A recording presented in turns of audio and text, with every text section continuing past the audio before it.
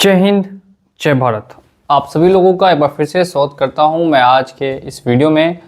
और आज के इस वीडियो में हम लोग बहुत ही इम्पोर्टेंट टॉपिक के ऊपर में बात करने वाले हैं। जी हाँ दोस्तों, अगर आपका भी लोन डिफ़ॉल्ट हो चुका है या फिर लोन डिफ़ॉल्ट होने वाला है तो काफ़ी लोगों को पता नहीं होता है कि उनके पास नोटिसेस आते हैं किस किस तरह से। और इनमें से जो सबसे पहला नोटिस होता है उसे हम बोलते हैं डिमांड नोटिस।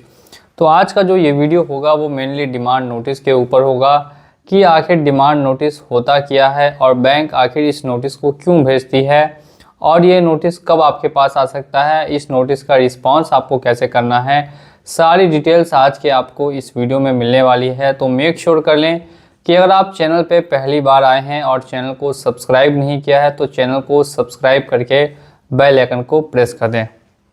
स्क्रीन पर आप देख सकते हैं ये एक SBI कार्ड का आपको डिमांड नोटिस है। सबसे पहले सब्जेक्ट में ही आपको लिखा होगा कि उस नोटिस का नाम क्या है। तो देख सकते हैं ये SBI का डिमांड नोटिस है। और इसके अलावा पूना वाला और अदर बैंक्स, NBFC सभी लोग डिमांड नोटिस भेजते हैं। और कब भेजते हैं? कुछ बैंक्स 2 महीने बाद और कुछ बैंक्स 3 महीने बाद डिमांड नोटिस भेजती है। अब आखिर डिमांड नोटिस बैंक्स क्यों भेजती है, NBFC क्यों भेजती है? देखिए, जब भी आप लोन को डिफ़ॉल्ट करते हैं और रेगुलर डिफ़ॉल्ट करते हैं और बिना पेमेंट के 60 दिन या 90 दिन तक क्रॉस कर देते हैं, उसके बाद बैंक लोन के रिकवरी प्रोसेस में एक नाम होता है नोटिस का और उसी में सबसे फर्स्ट जो नोटिस आएगा वो आपको डिमांड नोटिस ही होगा। तो बैंक आपको डिमांड नोटिस के थ्रू एक तरीके से बताती है कि आपका कितना अमाउंट उनके पास बाकी है और उस अमाउंट को आपको कब तक देना है। मैं स्टेप बाय स्टेप इसको डिकोड करने वाला हूँ, लाइन बाय लाइन। ध्यान से आप लोग इसको देखते रहिएगा वीडियो को और एंड तक वॉच करेंगे, काफ़ी इन्फॉर्मेशन आपको मिलेगी। सबसे पहले तो आप देख सकते हैं सबसे ऊपर में easy legal and associates advocate and solicitor का नाम लिखा हुआ है। तो ये एक लॉ फर्म है, एक लॉ कंपनी है जहाँ से ये नोटिस बना है, उसका यहाँ नाम लिखा हुआ है। कोई भी नोटिस अगर आता है, demand notice, recall notice, 99% notices आपको एडवोकेट के या फिर लॉ फर्म के थ्रू आते हैं, तो उसका नाम ऊपर में हमेशा आपको मेंशन किया हुआ मिलेगा। नेक्स्ट डेट वगैरह लिखी होंगी। अब हम लोग बढ़ते हैं कि किस बैंक की तरफ से है। तो SBI का है, कार्ड अकाउंट नंबर है। फर्स्ट लाइन में बैंक की डिटेल्स लिखी है SBI कार्ड वगैरह की। सेकंड में कि कौन सा कार्ड इशू हुआ था या कौन सा लोन चल रहा था उसके बारे में। अब मेनली इसमें क्या लिखा होगा कि जो एग्रीमेंट बनता है लोन लेते समय वो ब्रेक कर दिया है। ठीक है, इसमें मेनली यही चीज़ लिखी रहती है कि जो भी एग्रीमेंट था, जो पेमेंट का टर्म्स एंड कंडीशंस था, उसको ब्रेक किया गया है। जो कस्टमर्स है उसने फॉलो नहीं किया है और वो पेमेंट देने से चूक गया। अब वो पेमेंट देने से चूक गया, इसी वजह से बैंक क्या क्या कर सकती है वो सारी चीज़ें मेंशन होंगी। जैसे कि मैं यहाँ पर एक आपको लाइन पढ़ के दिखाता हूँ। Our client had issued a credit card bearing number of the said credit card had been issued by our client on the basis of your expenses, representations and assurance that you would make regular and timely payments toward the expenditure incurred by you by utilizing the said credit card। यानी जो भी आपको credit card दिया गया था bank के द्वारा वो उन बेसिस पे दिया गया था कि आप उनका पेमेंट टाइमली कर रहे थे, रेगुलर पेमेंट कर रहे थे, आपका सिविल स्कोर काफ़ी सही था। अब इसके बाद आपको ये कार्ड दिया गया था, लेकिन इस वक्त क्या हुआ है कि आपने अपने कार्ड की पेमेंट नहीं की है, इसीलिए ये नोटिस आपको भेजा गया है। अब सबसे लास्ट लाइन में पढ़ के दिखाता हूँ। Our client earlier hereto had issued notice calling upon you to clear the outstanding dues. देख सकते हैं साफ लाइन लिखी हुई है कि जो आउटस्टैंडिंग ड्यूज़ है उसको क्लियर करने के लिए ही ये नोटिस भेजा गया है। अब इस नोटिस को भेजने के बाद अगर आप नहीं क्लियर करेंगे तो क्या होगा, क्योंकि सबसे लास्ट लाइन पढ़ेंगे। You by means of the present notice are however accorded one final opportunity. साथ में लिखा हुआ है फाइनल अपॉर्चुनिटी है to pay clear the outstanding dues of our client, इतना इतना इतना और सारी चीज़ें ये लिखी हुई है। और एटलीस्ट पे द टोटल ड्यू अमाउंट, या तो आप पूरा अमाउंट पेमेंट कर दे जो टोटल आउटस्टैंडिंग अमाउंट है, या फिर जो भी अमाउंट ड्यू है 2 या 3 EMI उसको पेमेंट कर दे तो आपका काम हो सकता है। अदरवाइज़ जो भी क्लाइंट है वो दिक्कत करेगा। अब सबसे लास्ट लाइन जो है वो सबसे खास होती है, ये भी आप लोगों को पढ़ना काफ़ी इंपॉर्टेंट है। तो देख सकते हैं सबसे लास्ट लाइन में लिखा हुआ है, please ignore this notice in case if you have already made the said payment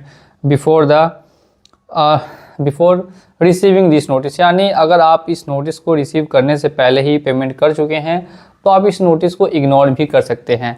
तो साफ साफ यहाँ पे देखने के लिए मिल रहा है कुछ खास चीज़ें या कुछ खास बातें इस नोटिस में मेंशन नहीं की गई है। सिर्फ आपको एलिगेशंस है कि आपने पेमेंट ड्यू किया है और आपको पेमेंट टाइमली करना होगा, ऐसा कुछ बस लिख के ये लोग डिमांड नोटिस में भेजते हैं।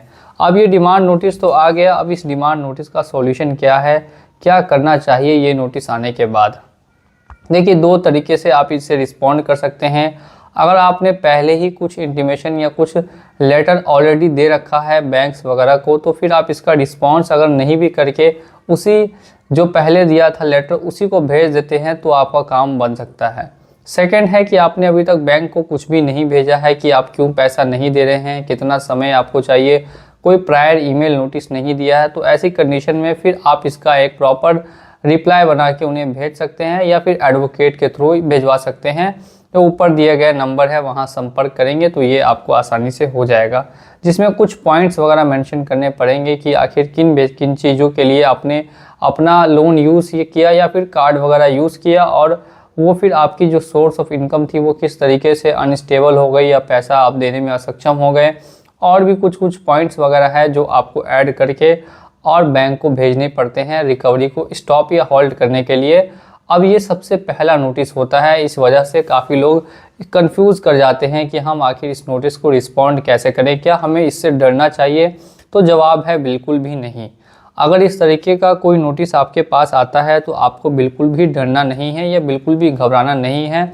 ये एक नॉर्मल तरीके से जो बैंक की प्रक्रिया है या फिर NBFC कंपनी का लोन है उसकी प्रक्रिया है, उसका ही ये एक छोटा सा पार्ट है। इसमें कोई बड़ी चीज़ नहीं है कि आपके ऊपर ये नोटिस इग्नोर करने पे कोई लीगल केस कर देंगे या लीगल एक्शन ले लेंगे, ऐसा कुछ भी नहीं होने वाला है। इसके लिए आप घबराइए नहीं। काफ़ी बैंक्स तो 3 बार लीगल डिमांड नोटिस भेजती है और कुछ 2 बार भी भेजती है, कुछ सिंगल 1 बार भेजेगी, फिर लोन रिकॉल नोटिस भेज देगी, आर्बिट्रेशन नोटिसेस वगैरह भेज देंगी।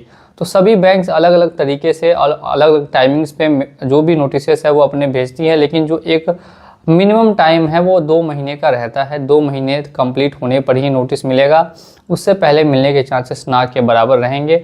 ऑनलाइन ऐप्स के छोड़ के बोल रहा हूँ, ऑनलाइन ऐप्स 5 दिन बाद भी नोटिस भेज सकती है। ऑनलाइन ऐप्स बिल्कुल भी फॉलो नहीं करती है गाइडलाइंस को, वो 10 दिन बाद भी आपको नोटिसेस भेज सकती है। मैं यहाँ मेनली बैंक्स और बड़ी NBFCs जैसे कि बजाज, पूनावाला, इन सभी को लेकर डिस्कशन कर रहा हूँ। उम्मीद करता हूँ कि नोटिस के बारे में आपको जानकारी मिली होगी और आपको समझ में ये भी आया होगा कि इस नोटिस से कुछ ज़्यादा फ़र्क नहीं पड़ने वाला है। तो आप इसको बिल्कुल ही इग्नोर भी कर सकते हैं अगर छोटा मोटा आपका लोन है तो, और अगर बहुत बड़ा अमाउंट का लोन है तो आप इसका एक रिस्पॉन्स भी दे सकते हैं। दोनों ऑप्शंस आपके पास अवेलेबल हैं। और किसी तरीके की समस्या या प्रॉब्लम से आप जूझ रहे हैं लोन से रिलेटेड, तो आप हमको ऊपर दिए गए नंबर पर संपर्क कर सकते हैं 8975, ऊपर दिया गया है, मेंशन किया गया है, जहां पे आप चेकआउट करेंगे। और वीडियो देखने के लिए आप लोगों का बहुत बहुत धन्यवाद। चलिए चलता हूं आज के इस वीडियो में, मिलूंगा अगली वीडियो में आप लोगों से बहुत ही जल्द। जय हिंद।